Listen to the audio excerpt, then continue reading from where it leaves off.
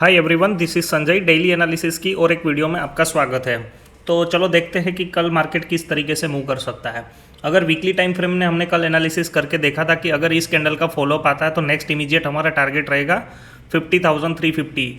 आज के दिन के अंदर ही मार्केट ने टारगेट दे दिया। उनकी वजह यह है कि सेलिंग ऑलवेज फास्ट होता है और जो भी पैनिक सिचुएशन के अंदर आता है जब भी मार्केट, तो जो भी आपके डाउन साइड के ट्रेड के टारगेट होंगे या 1 या 2 दिन के अंदर ही हिट हो जाते हैं। तो अभी देखोगे तो ये एक स्ट्रॉन्ग सपोर्ट भी है। यहाँ से मार्केट ने एक बार तो बाउंस भी लिया था और यहाँ पे आपको दिख रहा है 983 पॉइंट डाउन मार्केट गया था, क्लोज हुआ है। लेकिन मार्केट एक टाइम के अंदर अगर देखोगे, हम चलो 15 मिनट में जाके देखते हैं। मार्केट जब फर्स्ट टाइम यहाँ पे आया था तो ये जो प्रीवियस सपोर्ट था उसको ब्रेक डाउन करने के बाद 15 मिनट का कैंडल क्लोज नहीं कर पाया था और यहाँ पे टाइम स्पेंड किया था। टाइम स्पेंड यानी कि 3 या 4 कैंडल यहाँ पे मार्केट एक रेंज के अंदर रहा और यहाँ से सपोर्ट लेने के बाद मार्केट में एकदम से स्पाइक आया जो 51,500 तक का। ये स्पाइक आपको कैंडल में भले ही छोटा लगता हो, लेकिन अगर यहाँ से देखोगे तो डे के लो से अगर देखोगे तो 1000 पॉइंट का यहाँ पे एक बार के लिए मार्केट के अंदर स्पाइक आया था। उसका रीजन ये था कि ये जो सपोर्ट डेली के अंदर अगर देखोगे तो ये जो सपोर्ट है 9 सितंबर का, यहाँ से मार्केट है उसने ऑलमोस्ट 30,370 से लेके 54,500 यानी कि इतने जो पॉइंट की रैली हुई थी उनका ये जो सपोर्ट का काम था। तो जब भी पहली बार यहाँ पे प्राइस आता है तो यहाँ पे बाउंस बैक होता है।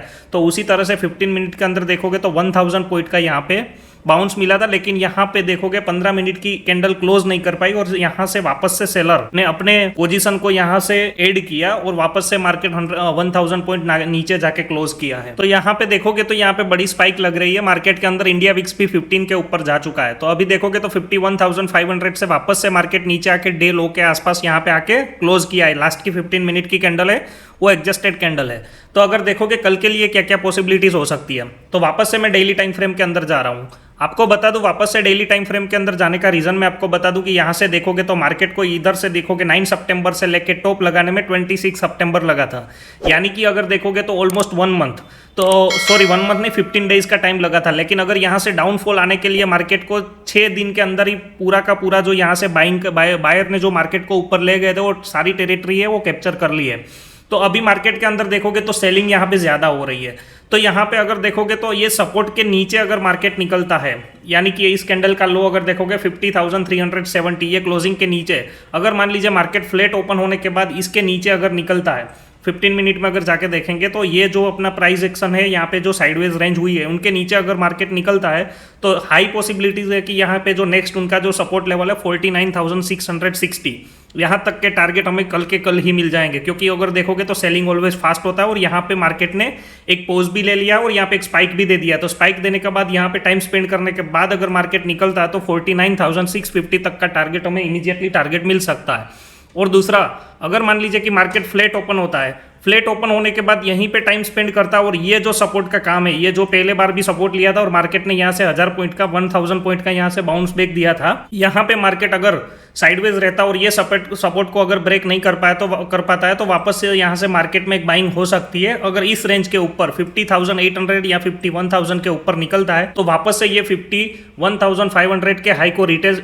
ये जो स्विंग हाई है उनको रिटेस्ट करने के लिए भी मार्केट जा सकता है। अगर देखोगे तो यहाँ से ये मोर देन 1000 पॉइंट से ज़्यादा हो रहा है। लेकिन अगर देखोगे तो मार्केट में आजकल यहाँ पे वोलेटिलिटी इतनी ज़्यादा हो गई है कि यहाँ पे वापस से ये मार्केट इसको रिटेस्ट करने को भी जा सकता है। और अगर मान लीजिए कि तीसरी पॉसिबिलिटीज़ क्या हो सकती है, अगर मान लीजिए मार्केट गैप अप होता है तो गैप अप होने के बाद देखना पड़ेगा कि यहाँ पे जो शॉर्ट पोजीशन वापस से ऐड हुई है उनका रिएक्शन क्या है। अगर यहाँ पे प्राइस एक्शन बनाने के बाद अगर निकलता है तो इस ब्रेकआउट में हम ट्रेड करेंगे और इस कैंडल का लो लगा के, लो को रख के हम यहाँ से वापस से हमारा 51,500 का नेक्स्ट इमीडिएट टारगेट है वहाँ तक का देख सकते हैं।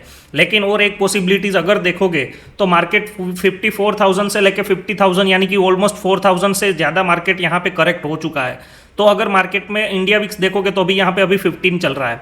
तो मार्केट में अगर फ्लैट ओपन होता है यहाँ पे साइडवेज मार्केट होने के भी चांसेस ज़्यादा है। क्योंकि अगर देखोगे तो प्रीमियम बहुत ही बड़े अच्छे खासे प्रीमियम है।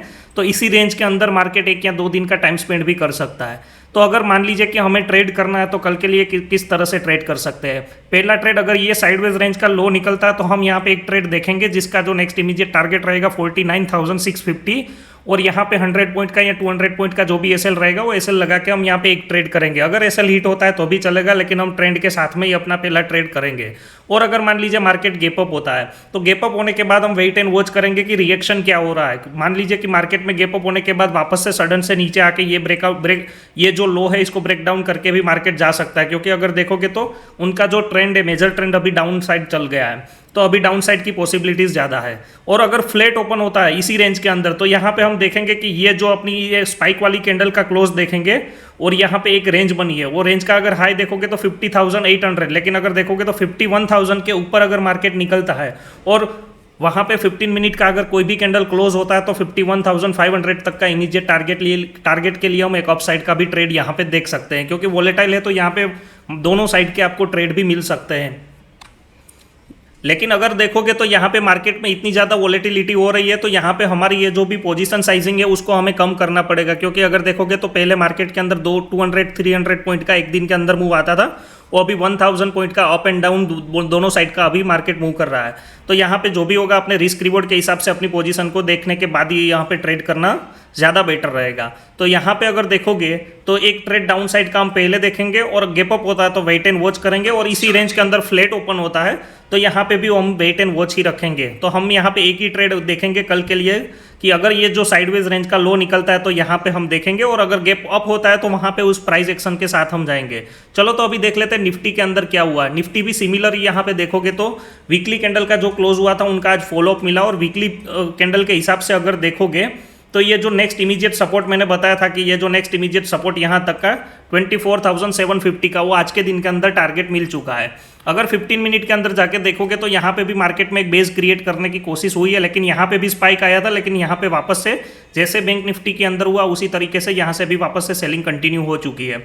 तो अभी देखोगे तो जब तक ये 25,000 के ऊपर अगर निकलता है निफ्टी तो यहाँ पे 25,300 तक का हमें टारगेट एक मिल सकता है अपसाइड की ओर, लेकिन उसकी पॉसिबिलिटीज कम है। लेकिन अगर ये देखोगे तो ये साइडवेज रेंज है, ये रेंज का अगर ब्रेकडाउन होता है तो नेक्स्ट इमीडिएट टारगेट 24,500, और उनके नीचे देखोगे तो 24,000। यहाँ से जो डाउन साइड का मैंने बताया था कि आने वाले टाइम के अंदर हमें टारगेट देखने को मिल सकता है, जो यहाँ पे एक सपोर्ट का काम कर रहा है। क्योंकि अगर देखोगे तो मार्केट ने यहाँ से बाउंस लेके बड़ी रैली दी थी, तो अगर ये सपोर्ट का ब्रेकडाउन अगर मान लीजिए होता है तो नेक्स्ट इमीडिएट टारगेट हमारा 24,500 से लेकर 24,000 तक के टारगेट भी आने वाले टाइम के अंदर हमें देखने को मिल सकते हैं।